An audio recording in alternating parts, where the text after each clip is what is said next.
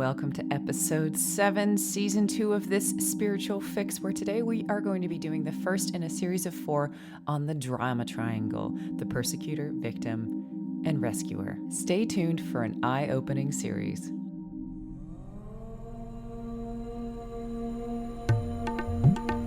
Hypnosis, mindfulness, meditation, past life regression, RPG, spirituality. This spiritual fix: 2 mystical mamas hacking the self-help game. With Anna Stromquist and Christina Wiltsey.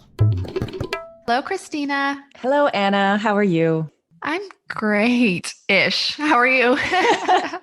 Explain the ish. There's a story behind that. What's going on? Well, I've been really good. And then this morning we went into some technical difficulties because my mic wasn't working, as you just know, and it frustrated me. But I tried my best not to play the victim, which we're going to talk about today. Which we are talking about today. Have you had any other revelations since we last talked? Yes. Yeah. Oh, about victim stuff or no? Or just about the Life? world? The revelations. I have. I somehow fell on narcissist abuse. TikTok? Instagram. No, like Or I fell Instagram. Instagram. Some guy does like this narcissism Instagram. And I don't know how like it came up on my feed, or this spiritual fix Instagram profile feed came up, and I started reading about it. And it was just fascinating to see like what behaviors constitute narcissists and how prevalent I feel like they must be in our society. Or there's a spectrum, and like we all have varying degrees of narcissism. And then I was trying to think like, how does narcissism play in the drama triangle, which you're going to discuss today? And then like, Vipassana meditator in me starts to have this very philosophical idea of like, well, what does it mean to love everyone and accept everyone? And what does it mean to protect yourself from a narcissist? And then I'm like, well, if you're protecting yourself, does that mean that you are playing the victim card? Anyways, and I've just been going into like a lot of thinking about what does it mean to live an accepting, loving, forgiving life in the context of boundaries from people who may or may not take advantage of you. That brings the whole persecutor victim part of that triangle into play. And then I don't know, it's just been like a really interesting thing. I've been just like fascinated by this concept of like the subtle truth and the apparent truth, as Buddha discussed. On the subtle level, everything is perfect and exactly as it is. We are all perfect and we are all amazing and our souls are perfect. And I love everyone. And then on the apparent level, your personality can fucking suck. Yeah. You know, like on the subtle level, I love you. And on the apparent level, maybe you're a fucking asshole. And then how do you balance between those two truths? So anyways, that's kind of been where I've been. Yeah, it's a really good point. I actually joke that for a while there, all I could see was ADHD people because on my feeds, and this just proves how much social media influences your mind. Like I was seeing ADHD everywhere. And then I started getting on the narcissist talk, so to speak. I was like, I see narcissists. I just saw them everywhere. Oh yeah. When I first read it, I was like, I'm a narcissist. Oh my God, I'm a narcissist. That was the first thing I thought when I read the description. And as I learned more, I'm like, no, I'm a human and we're all selfish sometimes. And I don't do these other things that are clearly narcissist. But of course, at first I was like, for a day or two, I'm like, I'm a narcissist. This is the problem with my life. This is everything comes down to me being a narcissist. Yes. And then I'm like, wait a minute, narcissists never realize they're narcissists and they never change. And I've clearly changed and I'm not a narcissist.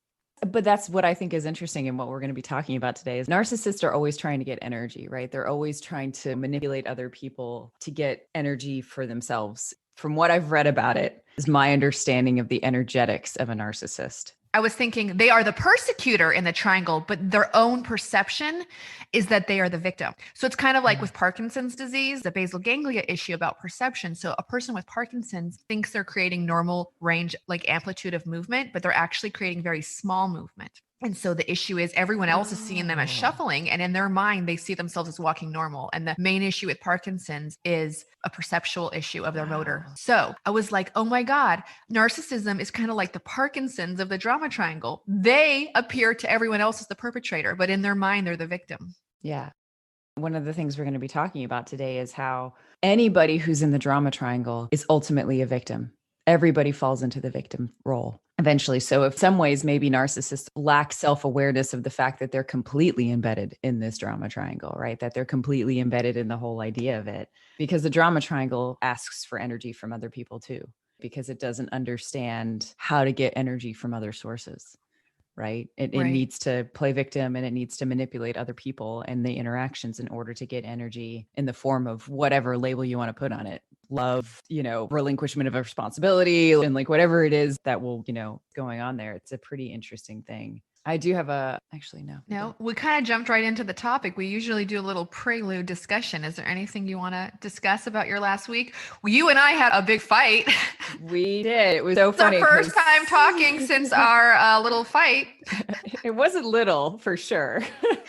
Should we share with the audience? My husband was like, after, when we were in the middle of our fight, by the way, my kids always joke that I'm married to you. Yeah. They say that mommy's a lesbian and she's married to Christina Wiltsey. And that's why we fought. Yeah. Well, they're just funny. And my whole family was aware of the fight and like everything. And Eric was like, you guys could do a whole episode just on fighting with your best friend. It's so true. It's so true, right? And these whole ideas of how so often with us, it's parallel play. It's us and our lives. And then we're able to come to each other as neutral partners to be able to be like, hey, what's going on with this? Can you help me with this? And then like, obviously now that we're collaborating on this podcast, all of a sudden it was basically bound to happen. Any of the stuff that we needed, this was going to be I'm going to keep calling it a gift because it is, but it was the gift of being like, hey, now you're going to actually look at each other and you're going to critically look at each other, and it's going to suck. And we're going to make the drama triangle really fucking apparent. Really fucking apparent. We're going to make it really apparent, and we're going to do all that. But I think what's come out of it, I think that we could actually, like you said, we could have an entire episode on it, and maybe we'll bring it up in one of the future ones to kind of describe a real world situation of how we played the roles of the drama triangle. Yeah, basically we just went back and forth between persecutor, victim, and rescuer. It was just back and forth of persecutor, victim, basically, right? Wouldn't you say? I'd say so. I say one of the things I'm going to talk about in the episode is how I flip so quickly between them all. Like I will persecute someone and then I will immediately rescue them by apologizing and doing all this kind of stuff, right? And then I like immediately go into, and then I feel the victim when they don't recognize that I'm rescuing them. It's just like for me. So I flip between them all so much at this point that I can't, but you're right. In the main dynamic of what was happening, we were just flipping back and forth between persecutor and victim. Yeah. But the really good thing came out of it. And I love you and I'm sorry. And no more drama, please. No more drama. One of the good things that's come out of it. No more drama. Like no more drama. I'm like, I'm on a mission to eradicate the drama triangle from my life because I see what a fucking energy suck it is. Mm-hmm. And I feel like if we all got rid of the drama triangle, we would be immediately so much closer to enlightenment because, well, I want you to talk about it and all, but when we're done with that, I want to tie it into Buddha's teachings and how if you can get rid of this drama triangle, you fucking have gotten rid of so much shit. We'll get to that later. But yeah. The last thing I wanted to say about our fight before we're like getting into it is that I feel like this was the thing that Luke has been telling me for months at this point. Every single time that I ever got like annoyed by something or anything that was going on with the podcast, Luke was just like, y'all need to sit down and have a conversation. He's like, y'all need to sit down and you need to say, this is what we're going to do. And it wasn't until it got to this point that I was like, oh shit, you're totally right, Luke. He's like, you say things to Anna in a business context, because if you think of the podcast as a business, you say things to Anna in a business context that you would never say to your colleagues. And I say a lot to my colleagues, like I probably say too much, and I still say stuff to you I would never say. When you're in a professional relationship, there are just things that you don't say in order to recognize your role as well as order. Like professionalism exists for a reason. It's to keep the goal on track, really. Yeah. And not. So we took Luke's advice. Thank you, Luke. We've made 2 different chats. We have our best friend chat, and then we have the podcast chat where we keep it professional. And we have Karen helping us edit. So thanks, Karen. Thank you, Karen.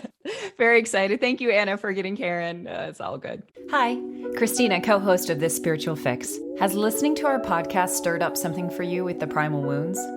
The good news is you have access, and that is the first step to transforming these wounds. We created support packages to help you through this process, and they're available on our website, www.thisspiritualfix.com. These packages were designed by Anna and I, combining techniques and hacks from our own experience working through our own wounds. Each packet contains a workbook and 2 meditations, one about forgiving those who have wounded you, including yourself, and one about reprogramming old beliefs. You can buy an individual support package, or for those next level processors, all 5 packets: abandonment, injustice, rejection, betrayal, and humiliation. Available on our website and our shop. Cool. So let's get into it. You can tell we're already so eager to get into our the job. rescuer, Karen. Karen's our rescuer. Okay, let's go. All right. So you've made a similar declaration, and I am also going to make a declaration that I am, what do they do in AA? And actually this relates. I recognize that there is something. Wait, hold on. I can look it up. Well, what I want to do is I want to say I am a drama addict. It has been maybe 18 hours since I last got pulled into the drama triangle. Before that, it was like 5 days, and it was the best 5 days of my entire life. And my life had gotten completely out of control. Basically, my life was completely unmanageable. The amount of self-abuse, which is the inner drama triangle, which we'll talk about, as well as the amount of external drama triangle of abuse of others, and using that as the main dynamic in which I was talking to almost everybody. I am in recovery. Yeah, I agree. This is the first step of the 12 steps. We admitted we were powerless over alcohol, in this case, the drama triangle, drama, and that our lives had become unmanageable. And we came to believe that a power greater than ourselves could restore us to sanity. Yes, I have been playing the drama triangle for my whole life, and probably all my lifetimes. Playing this bullshit game, which is an addiction to the highs and lows of rescuing or persecuting or being the victim. And it's just a huge fucking distraction. It's just the story creator. It is the story factory of life. Yeah. Like, you have your events of life, and they are the facts that occurred. You know, like the blue car drove past or whatever. Like, it's just factual. And then you have the fucking victim, persecutor, rescuer bullshit. And that is the story generator. And like, the story generator, like, you know, one of the things that Buddha says is like one of the first things we need to shed on our path to enlightenment is the attachment to permanent personality. And where does the permanent personality come from? It comes from stories. And where do the stories come from? It comes from this fucking triangle. Yeah. Yeah. The ultimate goal of the triangle is a shame generator, right? Which goes back, like, we'll talk a little bit more about the wounds, because I feel like the wounds is like, I think it's the pre-work to this in some ways. And I'll talk about that in a bit. But what we've talked about during the wounds is that humiliation and shame is the lowest feeling. It's like the bottom of the barrel. And the drama triangle is all about shame in whatever way it can be, right? It's all about generating the victim, even if you're the persecutor, even if you're the rescuer, when you're the victim, it's a shame generating cycle. And basically it's a self-hatred. You could also say it's a self-hatred generating cycle, and it's a hatred of others. Like, it basically, all it does is generate negativity in its machine. It's amazing. It is the food. It is the karmic food of life existence. It is. This bullshit. And if you're on the path to liberation, ultimate liberation, which is what Chris and I strive for, and we don't pretend to be close to it. If you're on the path to liberation, this is an amazing thing to shed to get closer to that. All right. So the original person who generated the drama triangle, just to give you guys some background, was a doctor named Dr. Stephen Karpman. And he generated the original basic understanding of the victim, rescuer, persecutor triangle. And we want to give you guys a direct example right now of what that is. And this was originally published in an article by Linda Graham, who was talking about the triangle of victim, rescuer, persecutor, what it is and how to get out of it. Okay, my name's going to be John. I'm going to be the husband. And I'm going to be Mary. I'm the wife. Okay, here comes John, persecutor. I can't believe you burned dinner. That's the 3rd time this month. Well, Johnny fell and skinned his knee. Dinner burned while I was busy trying to get him a bandage, rescuer. You baby that boy too much, persecutor. You wouldn't want him to get an infection, would you? I'd end up having to take care of him while he was sick, victim. He's big enough to get his own bandage, rescuer. I just didn't want him bleeding all over the carpet, rescuer. You know what's the problem with these kids? They expect you to do everything, rescuer. That's only natural, honey. They're just young, rescuer. I work like a dog all day at a job I hate, victim. Yes, you do work very hard, dear rescuer. And I can't even sit down to a good dinner, victim. I can cook something else. It won't take too long, rescuer. A waste of an expensive steak, persecutor. Well, maybe if you could have hauled your ass out of your chair for a minute while I was busy, it wouldn't have gotten burned, persecutor. You didn't say anything. How was I supposed to know, persecutor? As if you couldn't hear Johnny crying. You're always ignoring the kids, persecutor. I do not. I just need time to sit and relax and unwind after working all day. You don't know what it's like, victim. Sure, as if taking care of the house and kids isn't work, persecutor. That was a very realistic conversation. And you could see how they facilitated so quickly back and forth between the different roles. Absolutely. And that's really the key with this is that the going back and forth between them, it's not, people don't permanently sit in rescuer or they don't permanently sit in victim. They may have a predominance towards a certain thing externally, but we're running through all of them all the time, and they all egg each other on all the time. What's the story you wanted to tell about persecutors? Oh, I wanted just to say that I brought it up in this podcast a couple of times that there's like this one person that I can't stand. And it's like the one person keeping me from enlightenment because in the way of like, I have ill will towards this person and I can't stand him. Well, after Chris told me about the triangle, the other night I went to bed and I played a Ho'oponopono theta waves while I'm sleeping. And before I went to sleep, I just made the intention. I said, as I sleep, I want to forgive all the parts of me that are persecutor, rescuer, and victim. So I just fell asleep listening to I'm sorry, please forgive me, I love you, thank you, with the intention that as I slept, I was going to be washing away and forgiving those aspects of myself. So anyways, Yes. Nobody knows I did that, okay? And this person that I had a big falling out with for, I guess it's been like 5 years now. We have only spoken twice in those 5 years. And both times I was the persecutor. I attacked him and I called him a gaslighter and an narcissist and an asshole and every name in the book. And yesterday, my husband was with him. They're on a road trip. And my husband had the phone on speaker, which he always does. So in the car, he's Bluetooth speaking. We were talking and this person chimed in and we all three had a conversation and it was amiable. And it was fine. And I hung up and I said, thanks. And the funny thing was, as I hung up and I was like, what just happened? Somehow in my voice, without him knowing, he must have felt that I was no longer the persecutor of him. And he felt comfortable to talk, even though I never addressed him in the conversation. He spoke up in the conversation and I welcomed it. And when I hung up, I was like, I don't necessarily want to be best friends with this person or invite this person over, but I'm done playing the victim and I'm done playing the persecutor with him. Like, it doesn't serve me. Like I don't want that anymore. And it felt so good not to, I was like the peace that I felt hanging up and being like, I don't want to play that role anymore was so much better than the high I got from being like, he's the asshole and I'm the victim, That's amazing.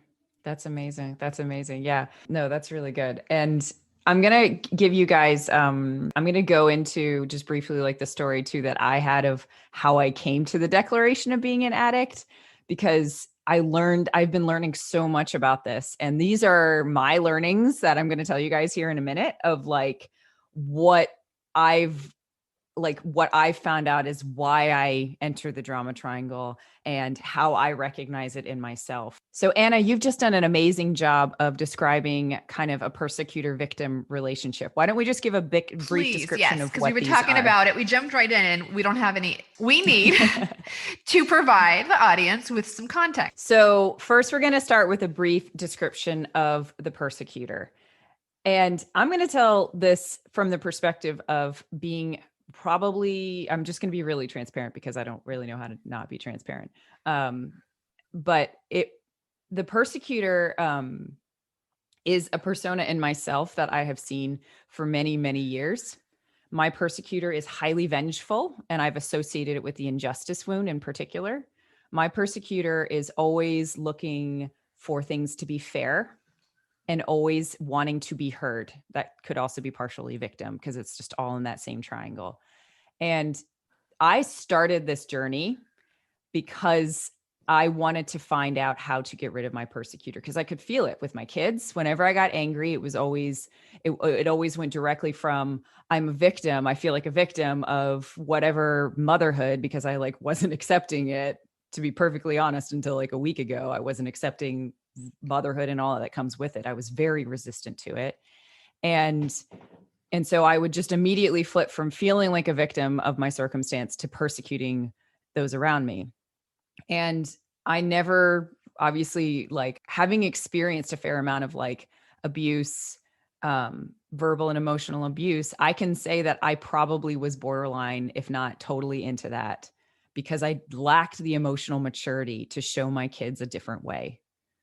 And so I will admit that, and if they hear this years in past, they'll be like, oh, well, I'm so messed up, Mom, because of you. And I'll be like, absolutely. But hopefully the 10 or so years you were with me when I didn't have the drama triangle, were able to wash out the 6 years or 4 years that you had when I was totally immersed in it. But, with the persecutor, their main aim is to either generate shame or generate supremacy. So it's very similar to both humiliation and injustice in the way that we're doing it. And obviously this is the traditional abuser, right? And one of the things that we all know about abusers is that they were usually abused themselves and they flipped into the opposite role because it's what they know. And it's because they no longer want to be in a powerlessness position. So they then they're an energy vampire in a way. They're trying to get that energy lost back.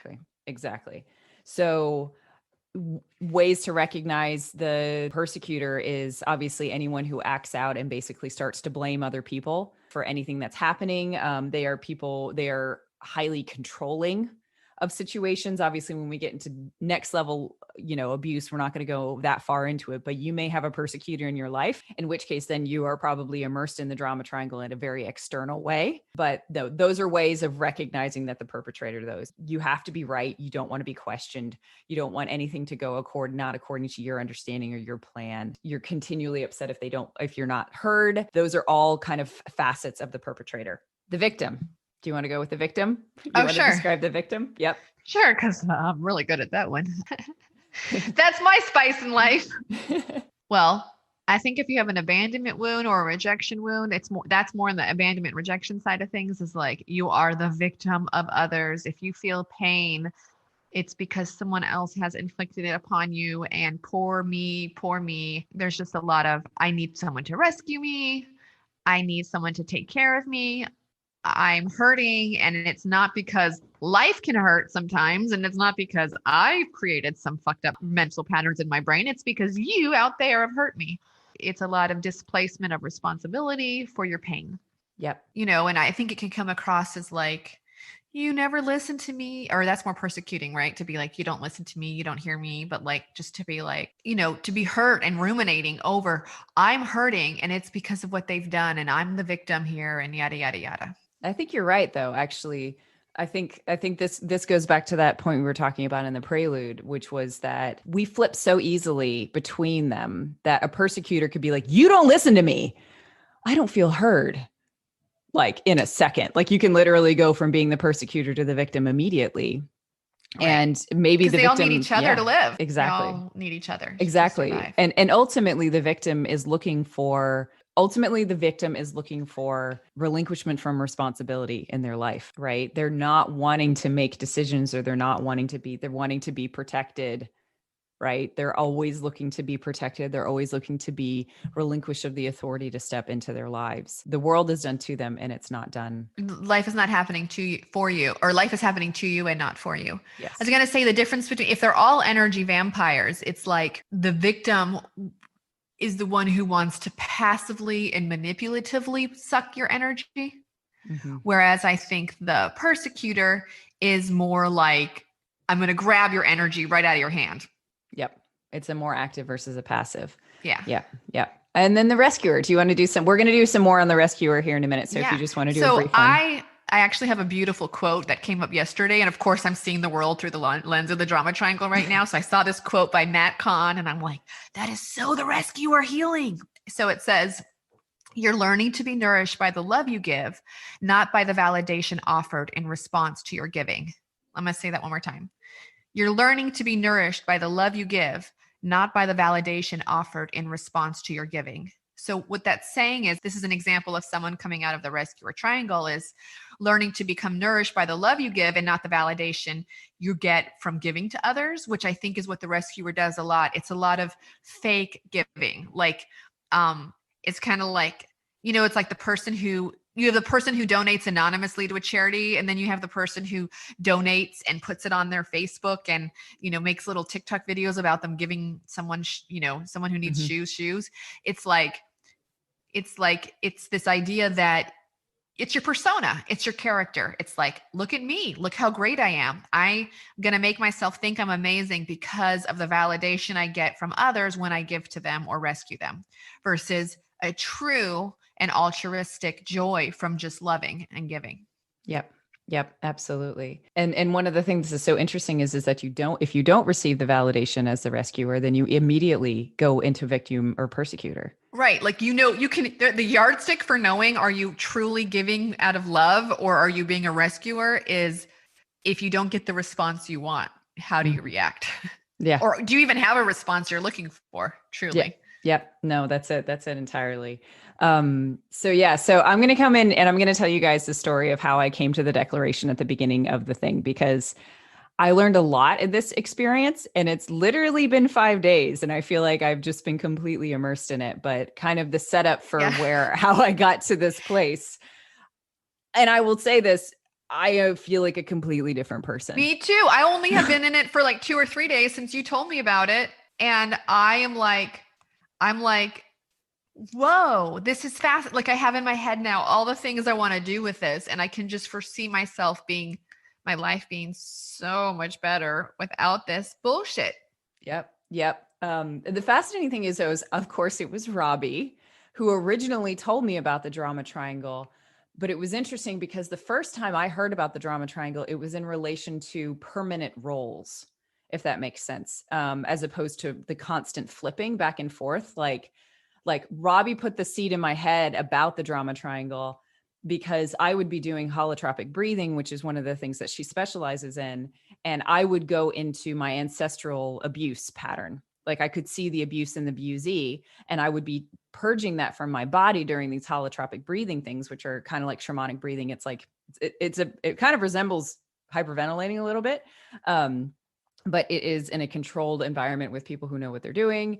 And I would go through these roles, like my grandfather would be the abuser and my so-and-so would be this, and they would have that title and they would never change from that title. Like, even if I knew that maybe they were abused themselves, it was only in their persona of like, hey, I am the abuser, my grandfather is the abuser, that made it so that I understood the drama triangle in its very first instance. And so fast forward to this balls to the walls fight that Anna and I have. And I am to the point where I don't even feel like I can say anything, right? Like, I don't feel like I can say anything without hurting people's feelings. And this comes back from a lot of my childhood stuff, in which that's what I was always told. I was told that everything I said was inflammatory, everything that I said was saying. And yes, it's actually true. I am quite an inflammatory person in general. I like to, I came to the point in the middle of this argument with Anna and I, because it felt like it was coming not just from Anna, it was coming from other fields as well, that I thought that I was Shiva the destroyer, right? Kali the destroyer. I thought of myself as my role on earth was to trigger people and make them hate me, and that was just my role in the world, was that I was supposed to like you can see how this is next level victim, by the way. But I was to this point where my level of self-hatred in my body that I had after having this fight with Anna, and after seeing it everywhere, I was completely overwhelmed with my self-hatred.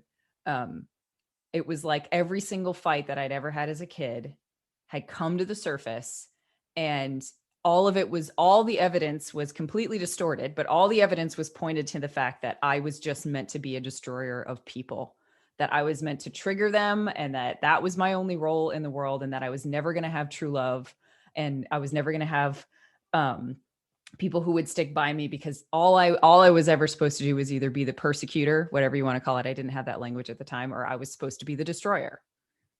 Like that's where I got. And I was at the bottom of my self-hatred barrel.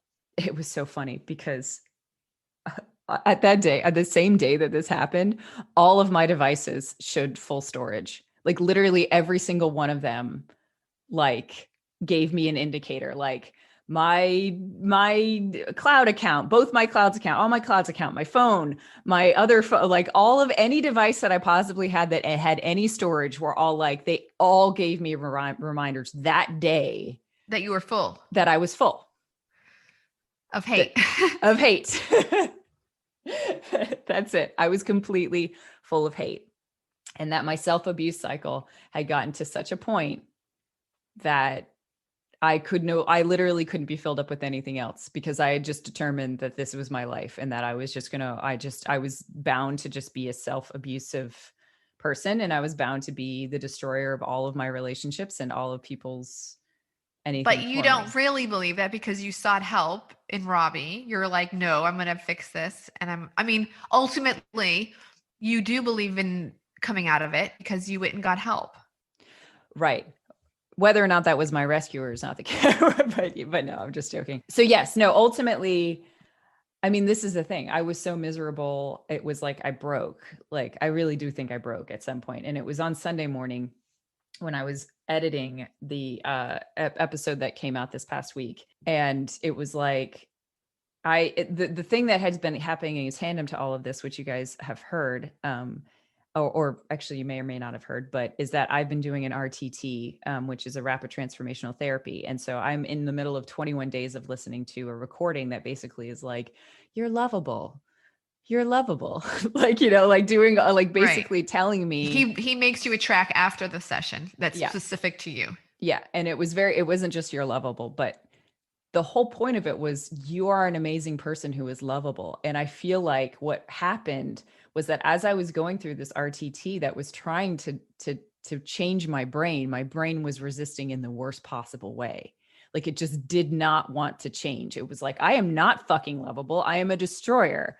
I hate myself. And this whole thing in the background every day for 13 minutes, I would listen and just be like, you are lovable. People like you. They go, like it was like, you can see it's like a cliche of like, I'm going to go in the car and listen to a track that tells me that I'm lovable, but it was like that.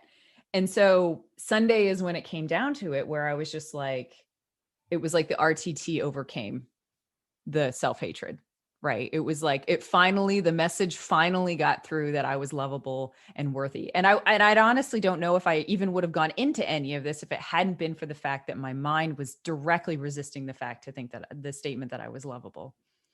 And so, when it came down to it, I was upset about how I acted as an editor. I was upset. I was creating this victim persecutor. I was just creating this drama triangle in such a massive way. And it was like, I just broke. Like something inside of me broke. The resistance broke into a million pieces. And all of a sudden I was like, this is a triangle. I was like, Robbie's teaching came up. Okay, I am lovable. This is not me. Like this drama triangle is not me. This isn't me. I don't have to be this. This is a dynamic. This is a way that I have been taught to interact. And I've never been taught another way to interact. I went into that RTT too, by the way, just as a background, with the aim of becoming emotionally mature. That was my intention. Because I knew that I was immature, but I didn't have the words. I didn't have this drama triangle to be able to describe why I was emotionally immature with my interactions. And so I was upset. And I was basically like, hey, Luke, I'm going to go for a walk. And I started off on this walk and I had this ball of upset in my body. And I was just like, I was upset. And I just kept holding it in my body, which is something I do not normally do, because what happens with the drama triangle that I found out is that basically it's like a hot potato. It's like who wants to feel shitty? And then if you're the persecutor, you push it to somebody else. If you're the victim, you push it to someone else. You're kind of constantly pushing around this hot potato of blame and shame. And the faster you can push it off yourself, the less you actually have to feel it yourself, which is What does the rescuer do with it, by the way? The rescuer tries to take it away from people? The rescuer tries to take it away from people by pushing it onto people. You know what I mean? Like they're taking it from somebody, but then they're immediately pushing it away.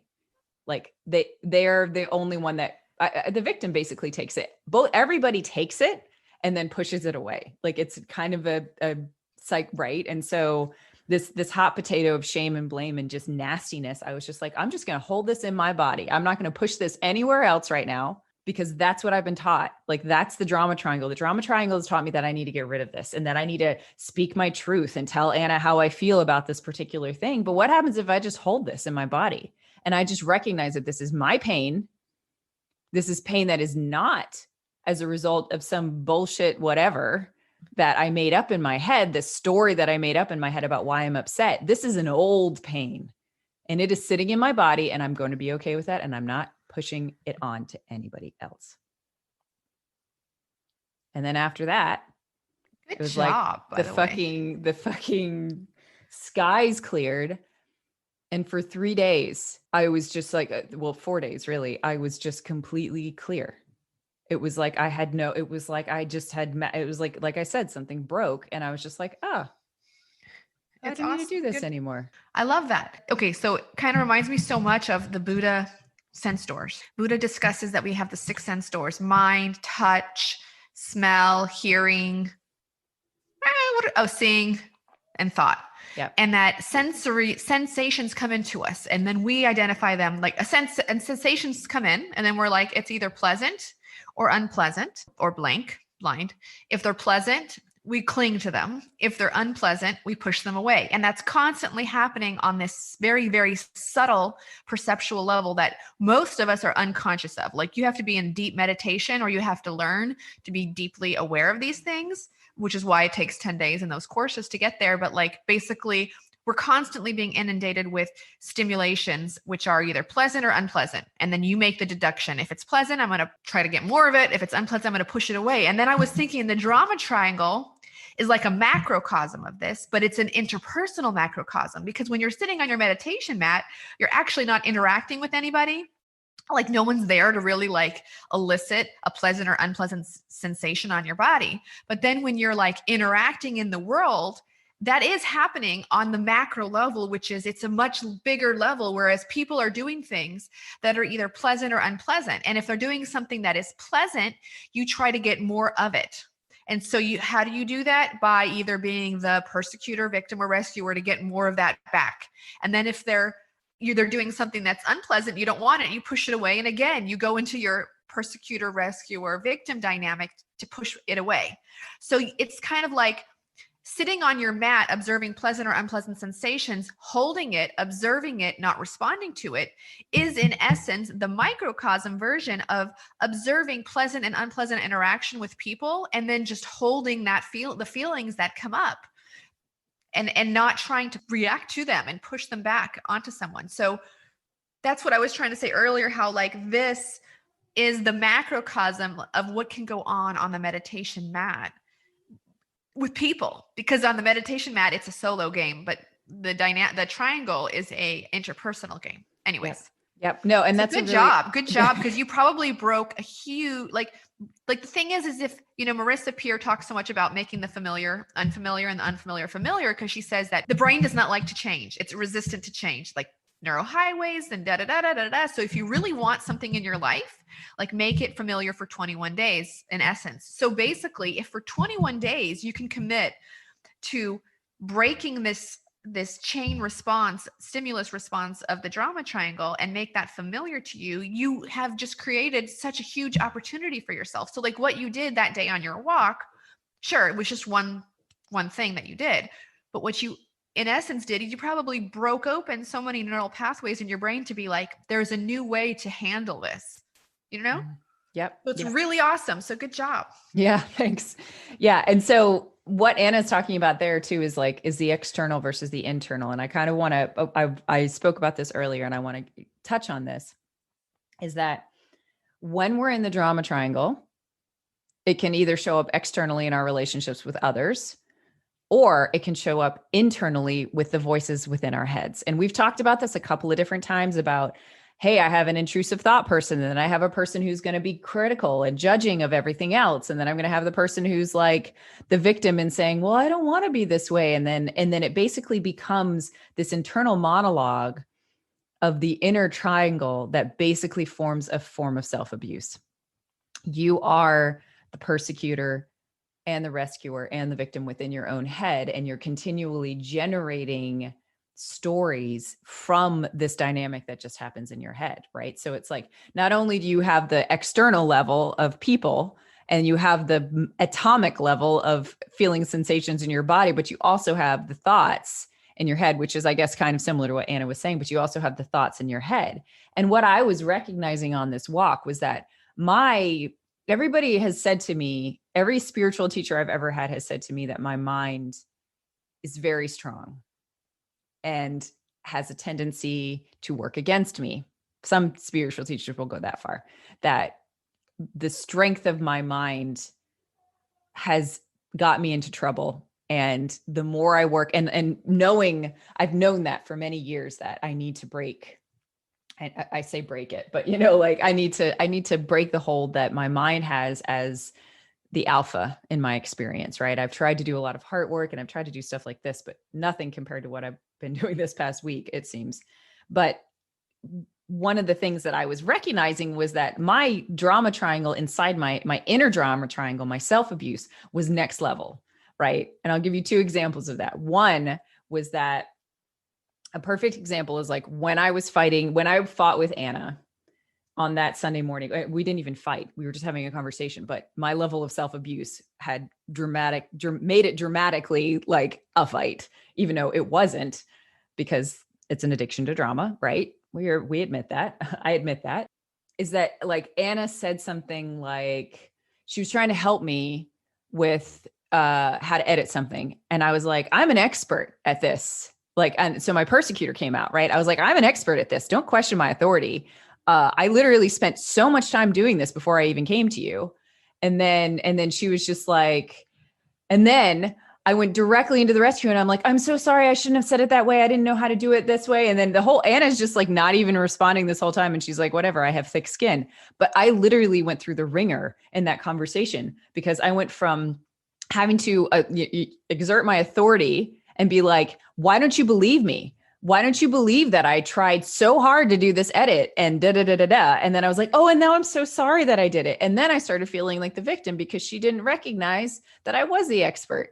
And therefore I was like, oh, I tried so hard to make this perfect and she didn't even listen. And she didn't. I was like, this is fucking next level, that I literally can form all three of these in a single interaction, and the other person has no fucking clue it's even going on. Maybe Anna did because she knows me well, but like I can't even. And so then the other way I do it next level, and maybe you guys can relate to this, but I've talked a lot about my obsession with the formless and how much I want to be in the formless and don't want to be in the world. That is the fucking drama triangle, but it's taken to a level of fucking existence. Existential drama triangle. It's an existential drama triangle. Me. I'm the victim of my own choices. I'm in a human body. Poor me. I literally was doing it towards fucking enlightenment. Okay. I was towards existence in a human body. I was like, oh my God, I am such an asshole. Why can't I become enlightened? This is so fucking ridiculous. Why am I stuck here again? Why didn't my past lives do this? That's the persecutor. And then I was like, you persecuted your past lives of you. Oh my God. Persecuted my past lives. I persecute my past days. Like I literally was persecuting, like I hated myself yesterday for not doing the thing. And then I still wouldn't do it today because I was playing the victim. And so it was like, and then the fascinating thing is that, we talk about, it's called this spiritual fix. My rescuer was my rescuer from the formless. All of my going out and trying to find all these different methods for doing shit was me trying to rescue myself from form, was trying to rescue myself from life. Like this is fucking next level shit. You cracked your existential crisis. I'm so happy. I knew this day was coming. I didn't know how or when. This is awesome. So it was just like, it was so amazing because after that, just in these days that's happened, like I love my kids. I love spending time with them. I've accepted being a mother. I don't get angry anymore. I don't get the flash pan anger anymore. I start listening to music and I'm just doing it. Like I'm enjoying life in a way that I've never understood in my entire fucking conscious life that I can remember. It's just never, it's amazing. It's amazing. I love it. Oh, I do want to say one thing before we get into the rescuer is why do we do this? All right. Addiction. It's addiction. It is addiction. It's addiction to a certain use of energy.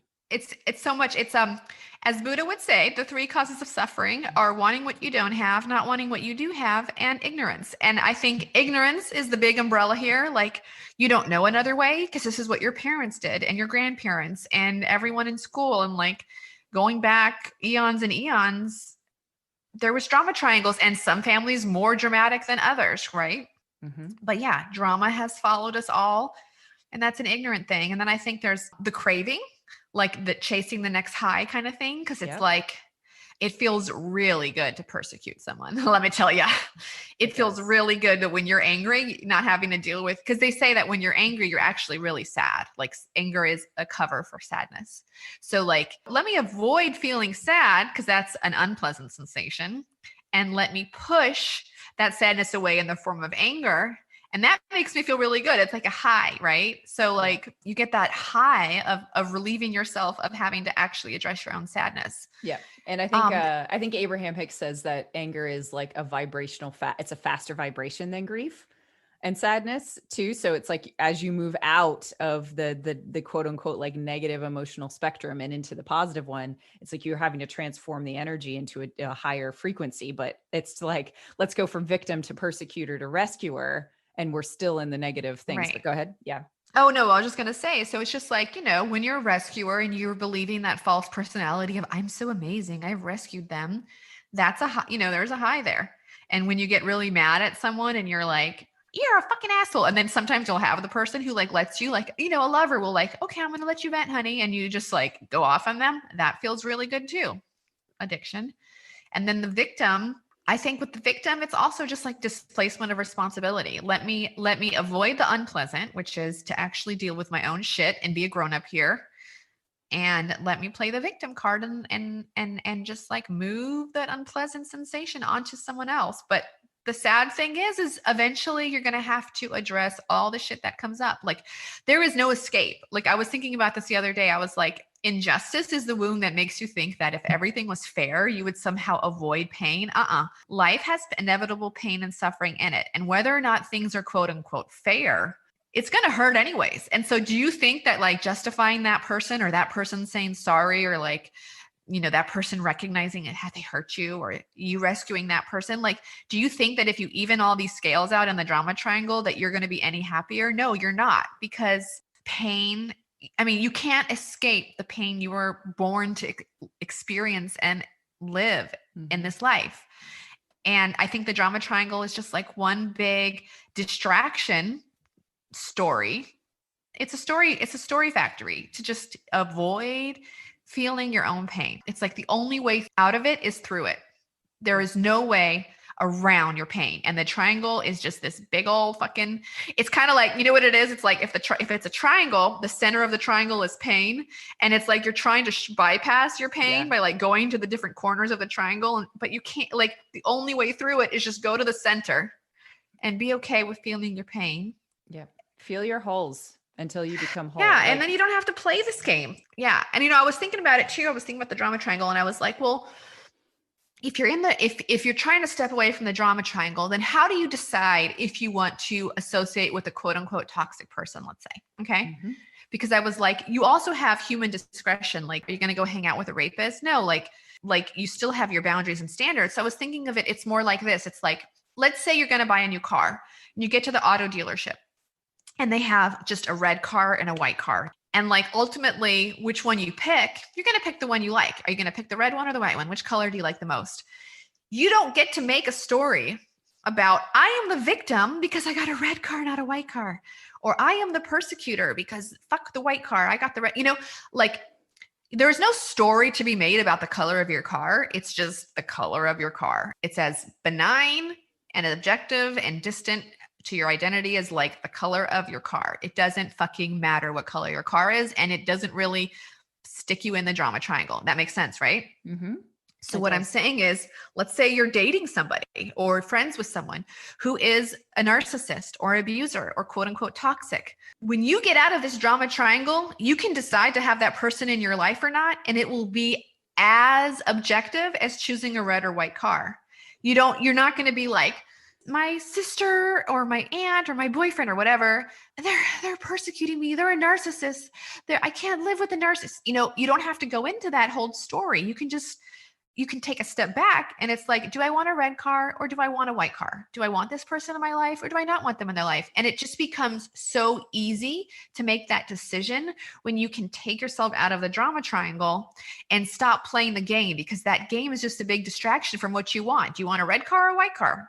Yep. And another example, that's a great way of describing it. And I think another example too is, so if you're tempted at this point to go back into your past and be like, this is how I got the drama triangle, right? Because one of the reasons that we do it is because we're taught how to do it. Because I think I read some statistic and this was after a lot of meta studies and things like that around 70% of people in the world are experiencing their predominant social dynamic is the drama triangle. Okay. So 70% of the fucking world is doing this. So what are the other 30% doing? Because I want to do that. They're moving out. I know they're moving out. I'll talk about when we go to the healing episode, I'll talk about like the different stages of consciousness, which I think is really interesting because basically there's 5 stages of consciousness and the first 3 are all in the drama triangle. And then there's 4 and 5, which are like systemic, like you're starting to recognize your part in things. Like you don't. So we're like at a 3+ here. Yeah. Something like that. We're like 3, 4. We've got 1 foot in 3 and 1 foot in 4. Exactly. That's it. Is that you may be tempted to go back and persecute your abusers or the parents who didn't know any better and taught you that this was the only interaction that you could have. That's still in the drama triangle. So that may be controversial to say but this is the reason I say that. It's actually not controversial because I'm going to tell you the way that you could do it, which is what I've been doing all week, which is when you pull yourself out of the drama triangle, right? And then you go back to heal your inner child, like your inner child who is feeling these things. I've gone back to my inner child at certain ages for the same issues so many fucking times I can't even tell you, but it's never been effective until this week.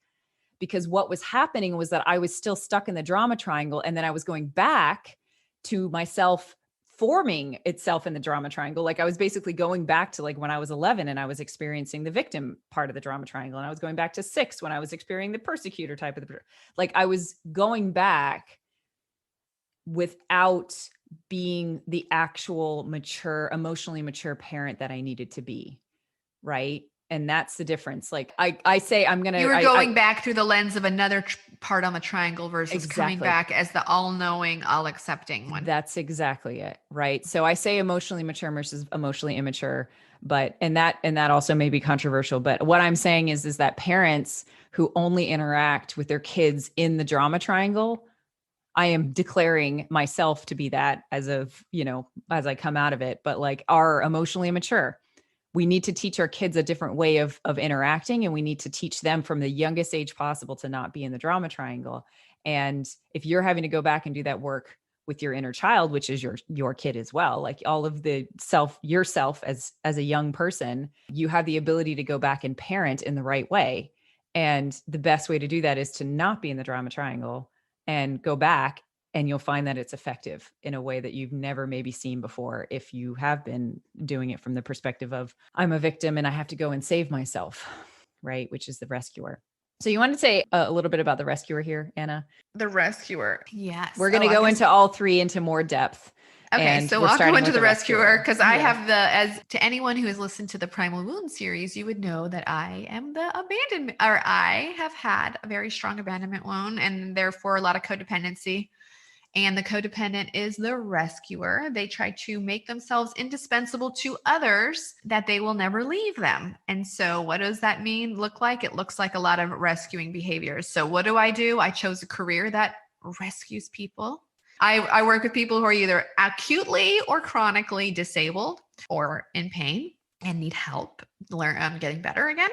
So I get to go and rescue them, and I get to be their little savior for the hour that I'm with them.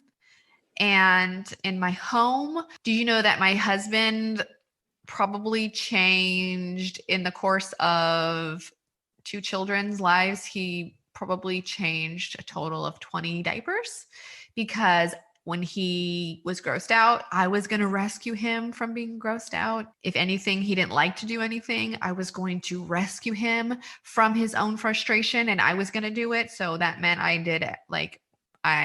did all the meals and all the cooking and cleaning and a lot of the annoying childcare stuff. Why? Because I was rescuing my husband from frustration. But what did that do? It was fucked up. Because what the rescuer does is they kind of like in their head have this invisible tally, which is like, I'm going to rescue you, and I'm going to constantly rescue you from all your pain and suffering, so that when I need you, my bank account is full. Like I have deposited a lot of money in our bank account, so when I need it, I can make a big withdrawal. So what the rescuer, I think, does is like constantly depositing in this bank account, knowing that one day I'm going to need to make a withdrawal, and I won't have to feel guilty for it. Yeah. But it's also a very big trap, though. It's a trap. Right? It's a trap. It's like a trap, because if it doesn't happen, then you can you literally can fall. So it's like the most amazing dopamine hit. It's like you're basically putting all of this stuff in this bank. So when somebody trips it, you're literally going to get this flood of everything you've ever done for everybody else, and you can be the victim in the biggest possible way. Oh yeah. Right? And like I used to joke, it's not true now. Like my husband's definitely changed, and as I've done the wound healing, I've changed. But like I used to joke that if I died, my husband wouldn't last a week because he wouldn't know how to use the washing machine or the dishwasher or feed the kids. Like I joked that like without me, this whole family would fall apart. And why, and I kind of took pride in the fact that like everything would fall apart without me, because that gave me incredible power and incredible leverage. Yeah, it was just a fucked up little manipulation thing. Yeah. And I admit I was powerless to that, and I'm coming out of it. And I don't think I do it that much at all now. Like now I really try to strive to like do things that I want to do. And he does all the cooking lately, which is, amazing. And I love it. In a nutshell, the rescue is all about, I'm going to make deposits in an invisible bank account, so I can withdraw them when I need to. And then I also get to like live in this like house of mirrors, where like I see myself as so amazing. Look at me. Look how great I am. Like my husband made our Wi-Fi. Anna is amazing. Like let me put myself on a pedestal, and let me let everyone else put me on a pedestal. And I just enjoy the pedestal. Like the rescuer loves living on the pedestal, but we all fall off of pedestals. So Yep. And that's a really great example of the macro, where you can see the abandonment wound is pulling the wounds into this. Like the abandonment wounds, the way that I think of the interaction between the wounds and the drama triangle is that the wounds are like that. It's like the picture. It's like the picture that you're going to be doing. And the drama triangle, like depending on which one you choose, is like either a pencil, a crayon, or a pen, right? It's like how we met out and how we express the wounds in our life is through the drama triangle, because it's all at that kind of resonance. And so when you have the abandonment wound, which is a codependent, then you have the abandonment wound is almost always going to pick up the rescuer pen to write all about their abandonment, if you know what I'm saying, right? It doesn't mean that you can't go into the other ones, but I think that particular wounds have favored dynamics, places, dynamics in the drama triangle. And so injustice is the persecutor, abandonment is rescuer, but they do flip into victim very quickly. What is it? Humiliation would be victim. And persecutor. It's both. Yeah. It's the Yeah. creation of that shame. Yep. And then betrayal is a mixture of all of them. It's always been a mixture of all of them, I feel like, because it Yeah. constantly thinks it creates plans to control things so that it can be the It won't be the persecutor victim. and Yeah. so there won't be the victim. It's trying to prevent being the victim by rescuing other people so they don't have to make decisions, and then being really pissed off in the persecutor when And then, you have your primal wounds that can play in this drama triangle. And then you can also look at it with the lens of, say, neurodivergent behavior. Like for me, I have PMDD, which means that for 3 days out of the month, I turn into like full on persecutor. Like my hormones get out of whack. And so for 3 days, I facilitate between victim, persecutor, and persecutor is strong. Like I call her my dragon because she is just like out to burn everything down. And because I know I do this, the rest of the month when I'm mentally stable, I really have amped up my rescuer game because I need to put more money in my bank. So it's like, let me keep putting money in my bank. Let me be amazing. Let me do everything for everyone. Let me just be fucking brilliant and loving and kind and forgiving and over the top helpful, so that when I do turn into my dragon persecutor, I got some wiggle room because he's going to forgive me because he's going to remember all the times I was amazing the other 27 days of the month. So, I mean, I don't know about other mental illnesses or neurodivergent behaviors, but I assume that those also kind of play a role. You're kind of like, okay, well, I know I do this, so let me. Oh yeah. No. How do you think you do that with ADHD, Chris? I think with ADHD, what I do is, I mean, it's really easy to kind of fall into the victim, but it's mostly, I think the ADHD is what has led to significant self-abuse in all of them, if that makes sense, because you're not like other people. You don't think in the same way that other people do, and you don't behave in the same way that other people do. And yet you've been taught your whole life to mask your experience, right? Like mask who you are.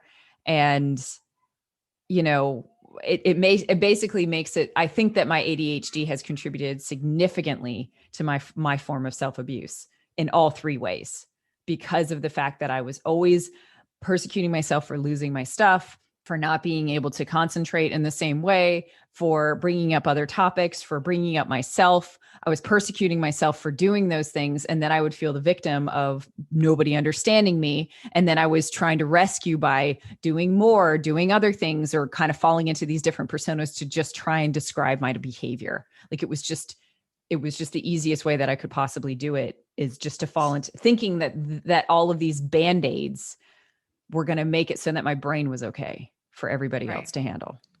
Maybe rescuer is an output of like a shame preventer, or a output of shame, a byproduct of shame. Rescuer, because it's like, I know for me, probably it's like, well, I know I can be a persecutor and like impossible to live with for 3 days. So let me go into rescuer mode the rest of the time, so that they all move the energy. They all move they all move the shame ball around. Right. All of them do that. That's why the interactions are so fast. Like you can have the macro where you have the wounds that are associated with, like abandon is associated with the rescuer. But on the micro level, on the daily interaction level, you're constantly moving between all three, because you need to move the energy away from you or towards you, whichever way you want to think of it. You're trying to move the shame away from you, and you're trying to capture other people's energy in doing that. Until you can realize you can get energy from other sources, which we will talk about in another episode, of course. We will indeed. So that was a lot today, guys, but but I can tell you from my own experience, it is a fucking life-changing experience. And I would highly recommend that everybody stop what you're doing and do the 12 steps of the drama triangle. Exactly. I'm going to make a PDF of the 12 steps, but I'm going to make it in the vein, not of alcoholism, but drama addiction. And I'm going to put it in the show notes. So go to the website to download that. Awesome. Thank you, Anna. That's just me rescuing you all from your drama triangle. Yeah, exactly. So we'll be talking in this series about the persecutor and the victim, the persecutor being what I have called the dark passenger. And then we're also going to talk about the healing steps. So I've been using the 12 steps, and we're going to be talking about all the other methods you can do. I'm reading the book Self-Abuse in the Inner Drama Triangle workbook. So It's amazing. Fun read, light read. It's a light read. In the first 3 pages, it talks exactly the main way that I have learned to do this, which is to surrender to my divine feminine. That has literally been like Awesome. the teaser. Like that's what this is. It's just like you surrender to life. Well, thank you, Anna. Thank you for giving me the gift of this experience. Thank you for giving me the gift of being a nice little sounding board for your persecutor victim dynamic, which I am appreciating. I seriously. Okay, it's one and of I those still things, love yeah. you. Don't worry. And I still love you too. And I'm not going to feel like a victim because it wasn't all my fault. Yeah. No. You know what? We both made a story that we needed to make and deal with the emotions that came up. Yep. Indeed. And as my kids say, you're my wife. So there's no way out. No way out. Thanks, Anna. Okay. Thanks, Christina. Bye. Bye. Thank you so much for listening to this episode of This Spiritual Fix. Stay tuned next week where we go into more depth on the victim and the persecutor in the drama triangle. Please leave us a review and rate us on iTunes because it helps us stay in the charts so people can find us. Thanks so much. And remember, humility, gratitude, acceptance, done. Hey there, Christina Wiltsey here. Did y'all know that I am also a psychic intuitive healer? Yes, I hold sessions with people, which you can book on my website at chriswiltsey.com. In these sessions, we cover anything from breaking old contracts to traveling to other dimensions to doing whatever really fits your soul at that moment and makes it grow to the next level. Or if you prefer a little something different, I have a Patreon page. And if you become one of my patrons, you get an energetic release every single day. That's right, every single day. So if you want to learn more or you're interested, go to my website, chriswiltsey.com. Thanks so much and enjoy the rest of the episode.